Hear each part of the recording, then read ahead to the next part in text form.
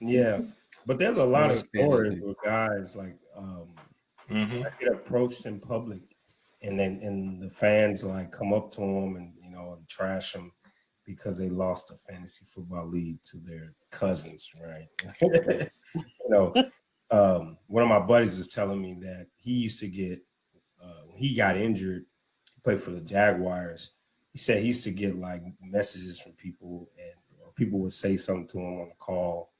I'll checking on if he was okay, but like, hey man, you think you get back in there, man? I trying to figure out when I'm gonna if I gotta let you go on my fantasy team. He's like, what the fuck? My elbow is broken. No, man, should I trade? He'll let you go, man. That's it, And I'm like, this dude is dealing with real problems. And somebody comes up to them and it's like, dude, man, what is wrong? What's the season going for, man? I lost by 50 points last week because of you. That's like it's like a million people could come up to one person and say that if they wanted to, right? Yeah, one bad week. Half the nation's mad at you. For doing something that they can't do themselves. Right. That's all. The insane part. Yes. Right?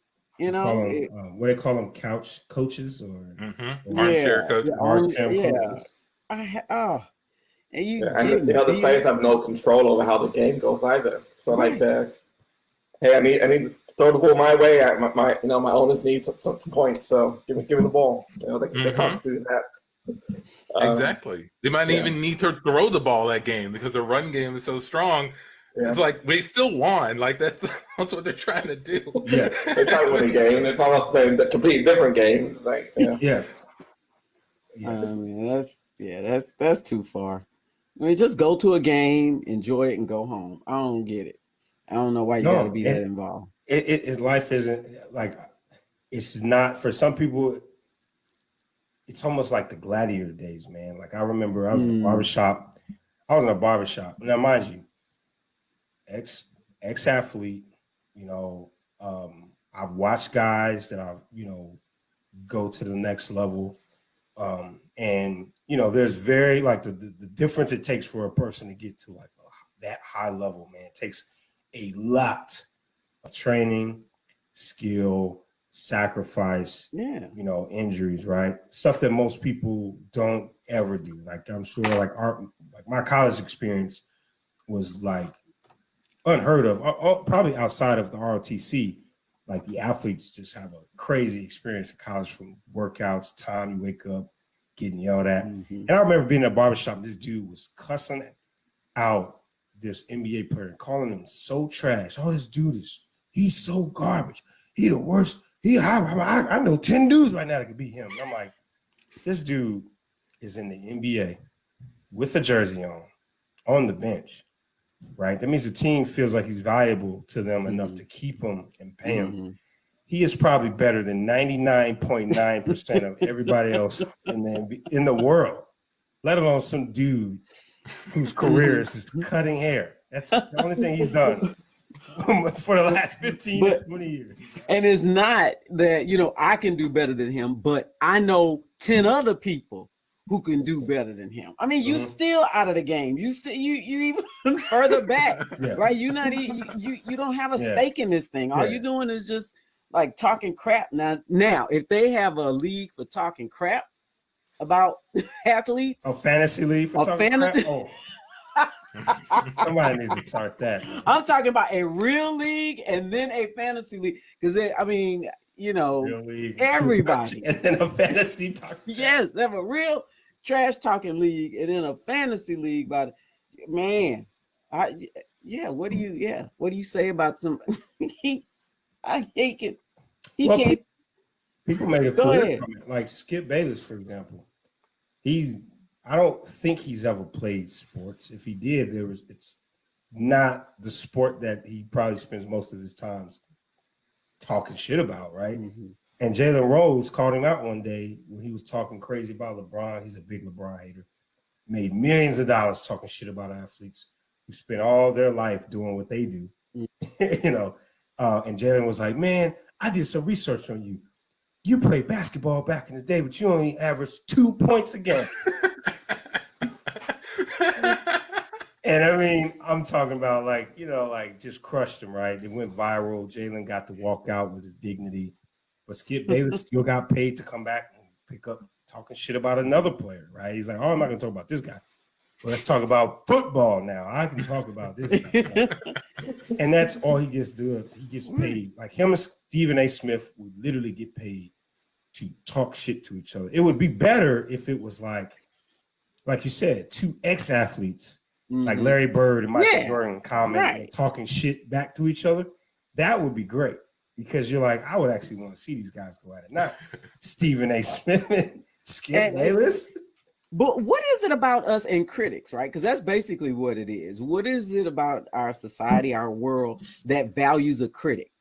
Because they're movie critics, they're theater critics, and they are almost as famous as the people who do the thing that they critique, right? So what is it about that allows us to make a space for those people in our society and then, revere them in some way? Is it that they're saying what we don't want to say? Is it that they are seeing it from a point of view that we can't see it, and when we listen to them, we're like, oh yeah, that's pretty clever. How'd you come up with that? What is it about that we like? Are we just like haters? Do we just like haters? I think we just like haters. So my theory, I've done zero research, right? But okay. I think that in the beginning, that's a weird way to start. But I think early on, critics were just appointed by the industry to give some credibility to whatever they're pushing out, right? And this dude said it was good, and we like him, right? You don't know him, but trust us, he knows it. So on one hand, because I remember Roger and Ebert or whatever. Right. I never. This is worth seeing. This isn't worth seeing. Basically, was yeah. Which is the initial question that a lot of people have. What should I go see? This guy says, go see this one. But then on the other side, I think we still do like when people can roast something. I mean, of course we like it.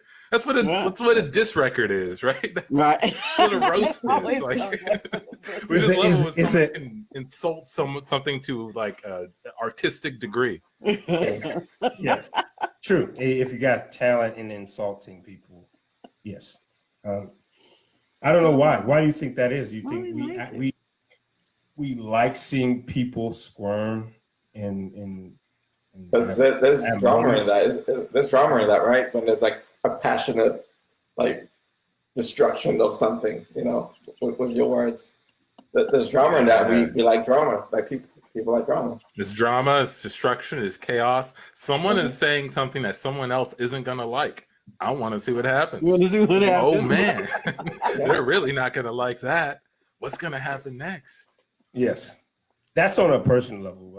On the critique level, now that we have things like Reddit, and you have real-time reviews of people who've actually watched it, we saw critics' value get way, way, way, way less because it's like, who needs this one dude's opinion on this thing when I can have 30,000 people give it a thumbs up and maybe only 5 people? Like, those critics look like haters now, right?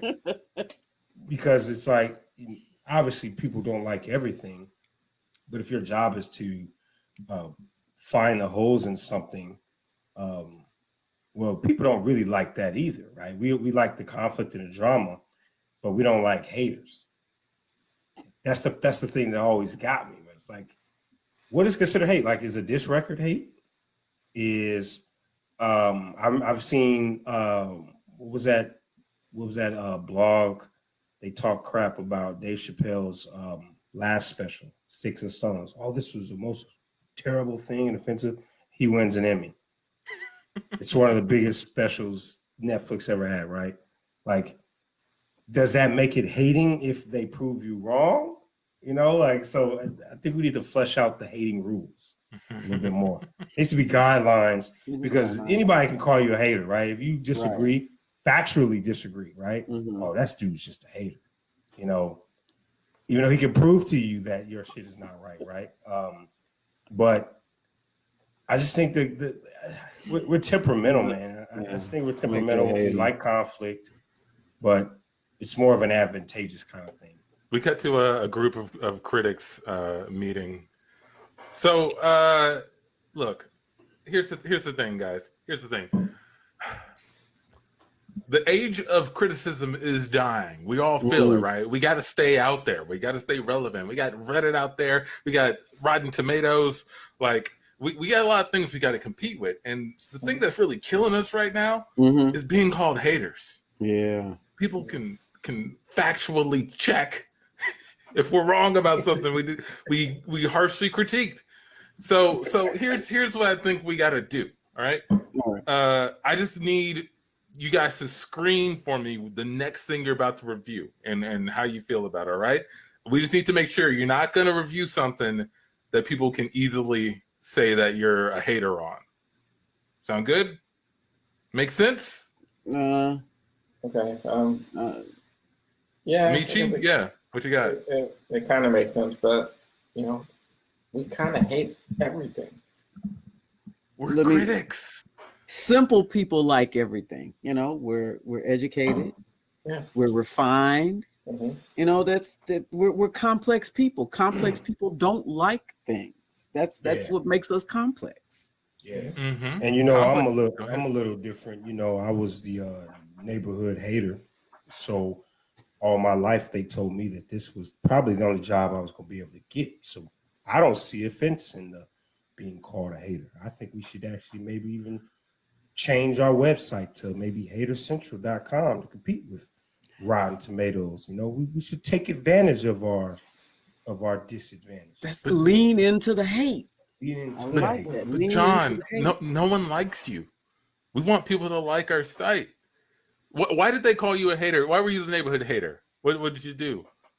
I had carried around a notebook, and if somebody ever said something to me, I would write it down, and if they retracted it in any way, I would bring it back up and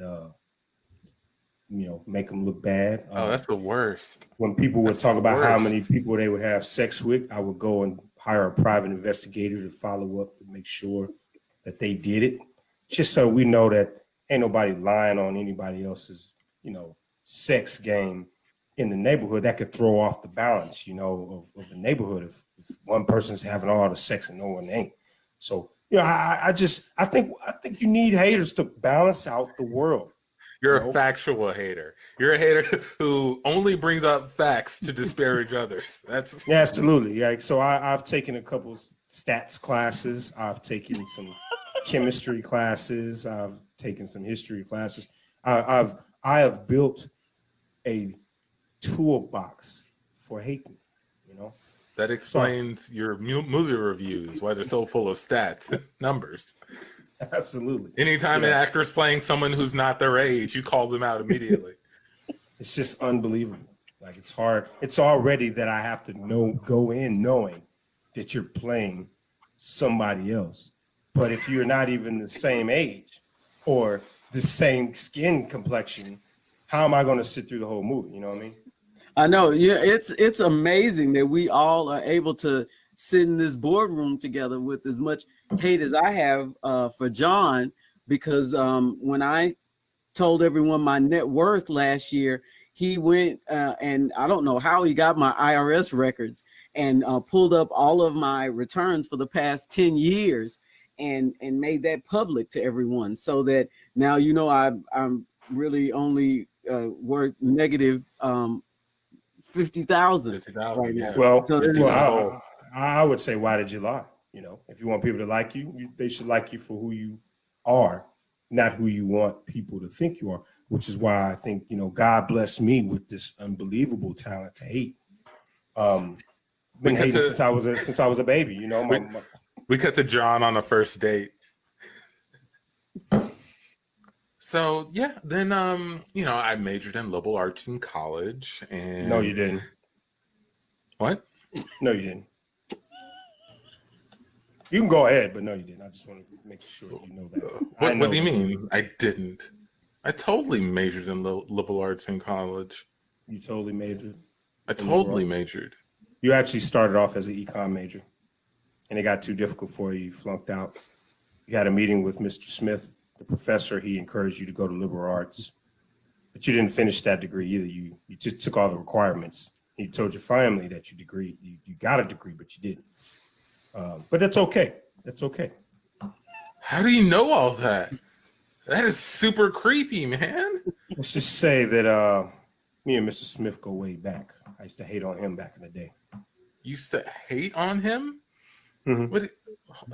Look, I was kind of drunk when I swiped on your profile. I don't really remember what you said in there. I do remember the word hate being in there a bunch now. Mm-hmm. Are you a professional hater? Here's my card. Absolutely. I work for haterscentral.com. It's a new website pioneered by a couple of other haters that I met, and thinking about doing big stuff. Like what? We want to balance the universe by making sure there's enough hate in the world as much as love, because too much love turns into hate because people don't have anything to love anymore. You don't have any, need some resistance. And on top of that, there's also a bunch of liars out there that want to make people believe something that's not true, like you being drunk swiping on me. I know that also did not happen. How would you possibly know that? So when you were logging in Tinder, I hacked your Wi-Fi, and I was able to look at your webcam and see your face. Instead of swiping, I like to see the person. You didn't even met yet. How would you even? Listen, I like to know what I am getting into. I don't want to swipe. I want to see the person as they're swiping. That's the natural look of their face, right? I don't, you could Photoshop a lot of stuff, but not hate. You can't Photoshop hate. And this mindset is his platform as he's running for president to bring balance. So I know that we. Go ahead. We cut to one of his speeches. Mm-hmm. So I know what everybody's thinking out there. You're trying to figure out why me? Why me? Why is there a new party called the Haters Party? And why am I showing up at every town and giving these speeches on this box right here? It's because of one thing matters. And that's how we exist moving forward, everybody. I mean, look at evolution. Nature is one of the biggest haters on earth. Don't believe me? Ask somebody. Ask somebody who's sad. Ask somebody who got hit by lightning. Ask somebody who got pregnant and didn't want to have it.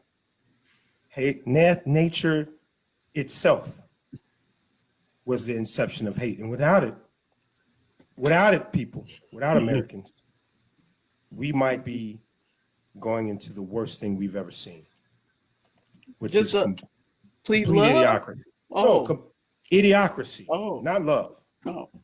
There's no such thing as just love, right? Just like there's no such thing as hate. We are hating as a practice. I am trying to get you guys to change your behavior, right? Feel comfortable hating on everybody. You ain't got to hug everybody. You ain't got to smile at everybody. Everybody don't need to see no smile. We need to see who people really are. And 50% of us factually are haters. Vote for Hating Party. And scene. He runs on the hating party. All right. Running on hate. You say you couldn't, the Hating Party wouldn't win?